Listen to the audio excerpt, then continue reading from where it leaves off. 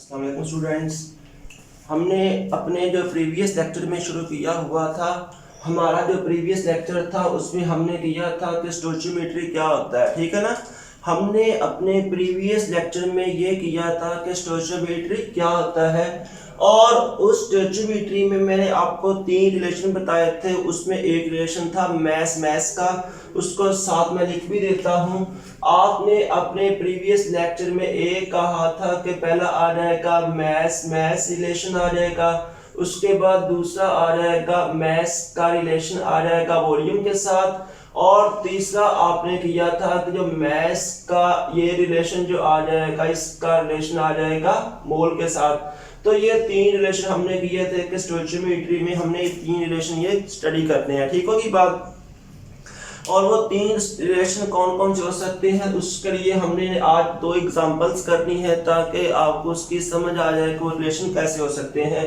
तो इस तरह के आप इस मेडिकल में फर्स्ट में देखें, जो आपकी बुक के ऊपर एग्जांपल दी गई है, एग्जांपल नंबर 11।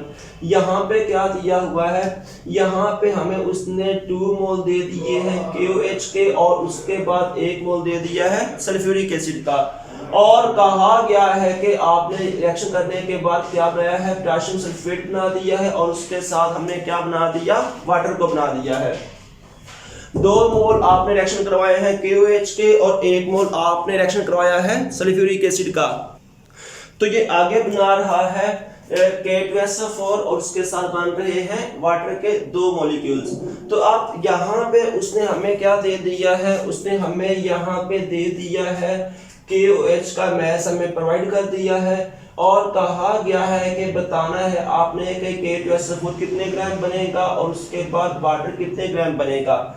इसका हमें मैथ दे दिया गया है, और इन दोनों का मैथ पूछा गया कि ये दोनों कितने ग्राम बनेगा, यानी कि एक का मैथ दे के दूसरे का मैथ फाइंड करने का कहा गया है।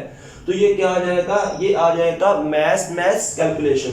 अब यहाँ पे क्या है कि सबसे पहले आपने इसके मोल्स फाइंड करने हैं, और इसके मोल से बाकी आपकी सारी कैलकुलेशन होगी। कैसे कि इसका मैथ हमें क्वेश्चन में 14 ग्राम दे दिया गया है, इसका मोलर मैथ होता है 56 ग्राम पर मोल।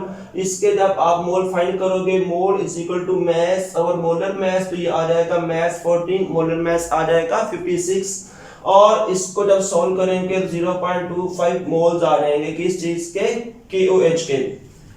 अब आपने एक चीज का, अगर हमने हमारे पास जब मोल्स आएंगे, मोल्स की बुनियाद पे आप दूसरे का फाइंड करते हो मैथ्स, तो इसके मोल आप निकालोगे KOH के साथ कंपेयर करने के बाद। अगर हम बैलेंस्ड केमिकल इक्वेशन को देख लेते हैं तो KOH 2 मोल है, और K2SO4 कितना बना है, 1 मोल बना है। तो ये 2 मोल और ये वाला 1 मोल है। अगर हम इसका 1 मोल लेते हैं तो ये क्या आ जाएगा, ये आ जाएगा 1/2, क्योंकि इसके 2 इसका 1 है, इसका 1 इसका हाफ हो जाएगा, सही होगी बात।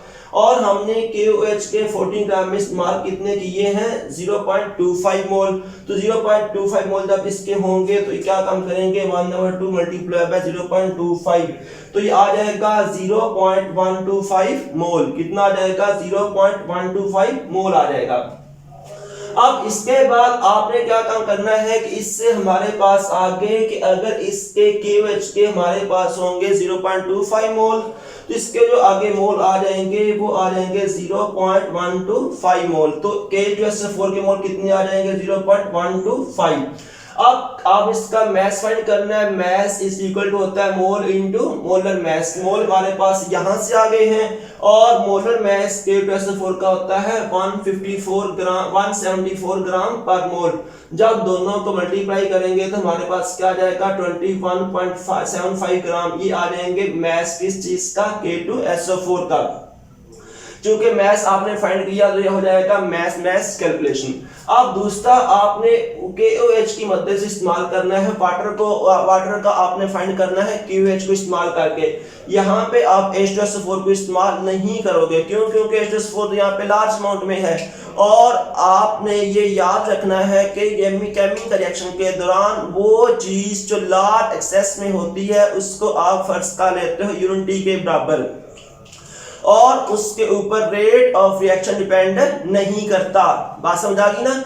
जो चीज लार्ज अमाउंट में होती है उसको आप फर्ज कर दो यूनिटी के, और उसके ऊपर रेट ऑफ रिएक्शन जो है वो डिपेंड नहीं करेगा। अब आपने क्या काम करना है, तो अब आपने वाटर को ही फाइंड करना है KOH के मुताबिक। जरा आप बैलेंस इक्वेशन को देखो, KOH के 2 मोल है, वाटर में कितने मोल है, 2 मोल है, तो ये 2 मोल, ये 2 मोल, अगर इसका 1 होगा इसका भी 1 हो जाएगा। और KOH हमने इस्तेमाल कितना किया है, 0.25 मोल, तो फिर ये भी आ जाएगा 0.25 मोल। इस तरह हमारे पास मोल्स आ जाएंगे वाटर के भी। तो वाटर का हमें मैस फाइंड करना है, number mole into capital M. Capital M होता है मोलर मैस, स्मॉल एन होता है नंबर ऑफ मोल्स। तो ये हमारे पास नंबर मोल्स आ गए हैं। वाटर का मैस 18 होता है, जब सॉल्व करेंगे तो आ जाएगा 4.50 ग्राम, इसका आ जाएगा मैस। अब उसके बाद उसने ये भी आपसे मैस फाइंड करवाया, तो ये भी क्या आ जाएगा, इसका मैस थे, इसका मैस फाइंड करवा लिया है, तो ये क्या आ जाएगा, मैस मैस कैलकुलेशन, जो कि हमने स्टोइचियोमेट्री में हमने किया था। अब इसके बाद जो नेक्स्ट आ गया है कि आपने वाटर के मॉलिक्यूल्स भी फाइंड करने हैं। तो वाटर के मॉलिक्यूल फाइंड करने का फार्मूला होगा मोल इनटू एवोगैड्रोस नंबर। वाटर के हमारे पास मोल ये वाले हैं, एवोगैड्रोस नंबर होता है 6.02 इनटू 10⁻23। तो ये लगाने के बाद क्या आ जाएगा, हमारे पास ये आ सकता है उसका नंबर ऑफ मॉलिक्यूल्स आ जाएंगे। सही होगी बात। तो इससे मुराद क्या है कि अगर हमें एक चीज का मैस दिया जाएगा, दूसरे का पार्टिकल भी फाइंड कर सकते हो। बात समझ आ गई ना। जो हमने अपने प्रीवियस लेक्चर में ये कहा था कि अगर हमें मैस दिया जाएगा, दूसरे के हम पार्टिकल भी फाइंड कर सकते हैं, तो ये हमने पार्टिकल इसके फाइंड किए हैं। अगर हमने यहाँ पे मॉलिक्यूल्स फाइंड करी तो हम यहाँ पे एटम भी फाइंड कर सकते हैं। ठीक होगी बात। एटम अलग अलग भी फाइंड कर सकते हैं, H के अलग फाइंड कर सकते हैं, O के अलग फाइंड कर सकते हैं। अब इसके बाद जो नेक्स्ट एग्जांपल नंबर 12 है, यहाँ पे उसने हमें दे दिया है कि मैग्नीशियम रिएक्शन करता है HCl के साथ, 2 मोल HCl ले लेंगे, रिएक्शन करने के बाद बन जाएगा MgCl2, साथ बन जाएगा hydrogen gas.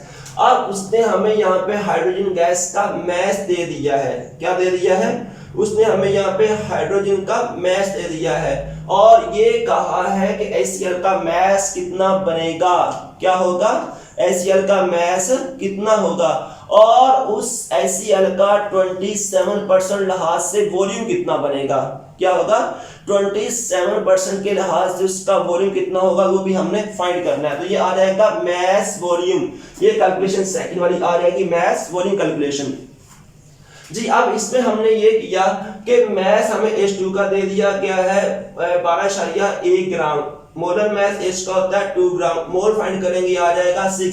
Same first step है इसके साथ।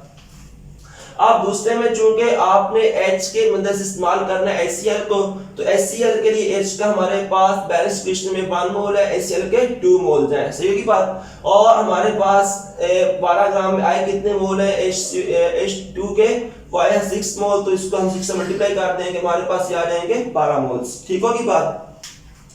अब इसके बाद आ जाएगा mass is equal to mole into molar mass. अब आपने यहाँ पे HCl, आपने यहाँ पे Cl का या HCl का आपने यहाँ पे मैस फाइंड करना है, यहाँ पे आ जाएगा HCl, आपने HCl का मैस फाइंड करना है। मोल हमारे पास HCl के यहाँ से आ गए हैं, मोलर मैस HCl का होता है 36.5 ग्राम। जब इसको मल्टीप्लाई करेंगे तो आंसर आ जाएगा 438 ग्राम। क्या आंसर आ जाएगा, 438 ग्राम आ जाएगा। अब जरा आपको मैंने शुरू में बताया था कि ये हमारे पास एक इसका मैस आ जाएगा, किसका मैस आ जाएगा, HCl का।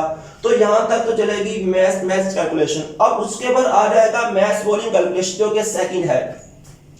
अब उसका ये वाला क्वेश्चन है कि ये जो मैस है इसमें 27% हाथ से कितना बनता है, इसका वॉल्यूम बनता है HCl, तो आपने वॉल्यूम फाइंड करना है।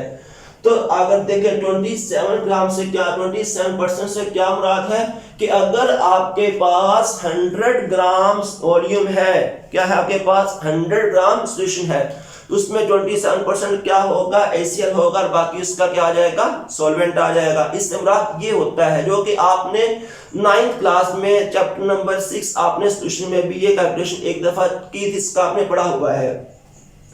तो ये आ जाएगा, अगर हमारे पास 1 ग्राम होगा तो 100/27, और उसके बाद हमारे पास मैस कितना 438 है, तो करने के बाद हमारे पास इसका आंसर आ जाएगा 1622.2 ग्राम। अब ये हमारे पास मैस आ गया। आगे डेंसिटी फाइंड करने का फार्मूला क्या होता है, मैस ओवर वॉल्यूम। वॉल्यूम इधर चला जाएगा, डेंसिटी यहाँ पे आके डिवाइड इसके साथ कर जाएगा, और इसकी डेंसिटी होती है 1.14 ग्राम पर सेंटीमीटर क्यूब डेंसिटी होती है HCl की। जब इसको सॉल्व करेंगे हमारे पास क्या आ जाएगा, 14 से 23 सेंटीमीटर क्यूब ये आ जाएगा। और ये क्या होगा, मैस वॉल्यूम कैलकुलेशन, क्या होगा, मैस वॉल्यूम कैलकुलेशन होगा। तो जी आज हमने जो किया है अपने प्रीवियस लेक्चर के साथ इसको रिलेट किया है कि वहां पे हमने कहा था कि स्टोइचियोमेट्री क्या होता है, उसके कैलकुलेशंस कौन कौन सी हो सकती हैं, उसके रिलेशंस हम ये दो आज एग्जांपल के साथ किए हैं। इसमें हमने किया मैस का कर लिया, मैस वॉल्यूम का कर लिया, मैस पार्टिकल्स का कर लिया है, ठीक है बात। और उसके साथ आप मैस मोल भी कर सकते हो, आपको इसका मैस दिया गया था, यहाँ पे आपने क्या फाइंड कर लिया, दूसरे के आपने मोल्स भी फाइंड कर लिए हुए हैं। तो ये इस तरीके का है कि केमिस्ट्री में हमें स्टोइचियोमेट्री की सारी हमने करनी कैलकुलेशंस कैसे कैसे करते हैं। मैंने तो आपको 2 एग्जांपल करवाई हैं, लेकिन इसके न्यूमेरिकल्स एंड पे दिए गए हैं, वो आपने खुद करने हैं। ओके, अल्लाह हाफिज़।